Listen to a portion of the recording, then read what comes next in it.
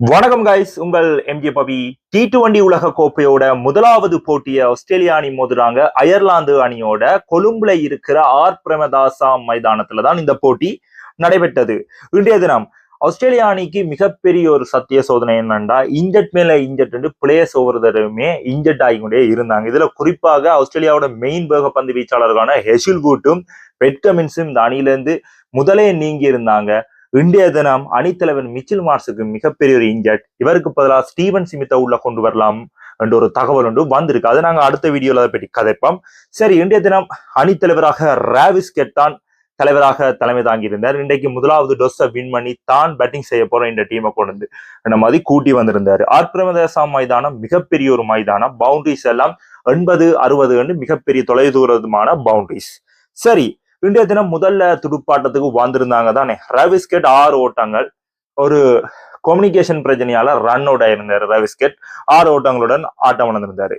Jose Inglis 37, Cameron Green 21. அதே மாதிரியே ரென்சா அற்புதமான ஒரு ஆட்டம், அணியின் ஸ்டகுல புரிஞ்சு கொண்டு ஒரு கேமை ரொட்டேட் பண்ணி கொண்டு இருந்தாரு. போல் டு போல் 37 ஓட்டங்களை அடிச்சிருந்தாரு. கிளேன் மேக்ஸ்வெலும் 9 ஓட்டங்களுடன் ஆட்டம் இழந்திருந்தாரு. மார்க்கஸ் டோனிஸ் அணியில பொறுப்பெடுத்து 45 ஓட்டங்கள், கூப்பர் கோன்லி 11 ஓட்டங்கள் என்ற மாதிரி இந்த ஆட்டம் 182 ஓட்டங்களுக்கு 6 இலக்குகளை இழந்திருந்தாங்க ஆஸ்திரேலியா அணி.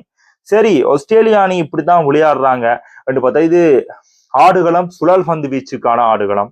ஆஸ்திரேலியா அணி 4 சுழல் பந்து வீச்சாளர்கள் இருக்கிறாங்க.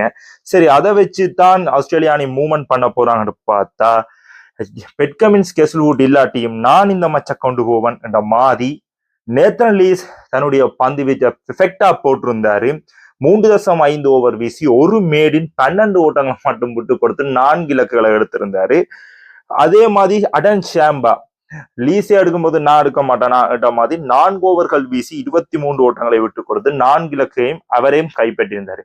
ஆளுக்கு பார்ட்னர்ஷிப்பை போட்டு 8 இலக்குகளை கைப்பற்றியிருந்தாங்க. இன்றைய தினம் அவங்களுடைய அணித்தலைவரான போல் ஸ்டைன்ஸுக்கு ஒரு இன்ஜெட் உண்டு. அவர் இந்த போட்டியில ரிட்டையர் அவுட் ஆகியிருந்தார். அவரோட துப்புரவாவே விளையாடலாம் போய்விட்டது தான் சொல்லணும். 67 ஓட்டங்களால் ஆஸ்திரேலியா அணி வின் பண்ணி இந்த பி குரூப்ல முன்னேறாங்க. ஆஸ்திரேலியா அணிக்கு இப்ப ஸ்டீவன் ஸ்மித்தும் வந்தாரோ இன்னும் கொஞ்சம் பவர் ஒன்று கிடைச்சிடும். நிச்சயமாக சூப்பர் 8க்கு போற அணி தான். ஆனா சூப்பர் 8ல இருந்து தத்தளிச்சு மேல போறதுதான் மெயின் விஷயம். நீங்க என்ன நினைக்கிறீங்கன்றத கொமல போடுங்க. உங்களை எம்ஜி பவி. டாடா.